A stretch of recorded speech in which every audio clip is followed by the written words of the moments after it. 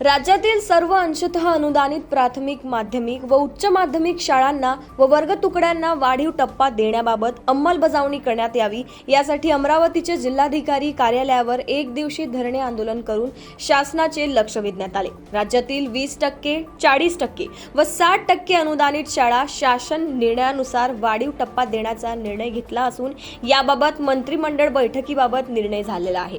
यामध्ये शाळांना ही शासनाने अनुदान देण्याबाबत नेहमी यांचे आदेश शासन स्तरावर काढण्यात यावे, तसेच अघोषित असणाऱ्या प्राथमिक, माध्यमिक व उच्च माध्यमिक शाळा व वर्ग तुकड्या यांची यादी शासन स्तरावर वाढीव आणि याबाबत घोषणा करावी अशी मागणी घेऊन एक दिवसीय धरणे आंदोलन करण्यात आले आहे। सुनील डहाके, मुख्याध्यापक, माध्यमिक विद्यालय परलाम, अंशतः अनुदानित 60%। आम्ही आज एक दिवसीय धरणे आंदोलन या ठिकाणी घेतलेलं आहे।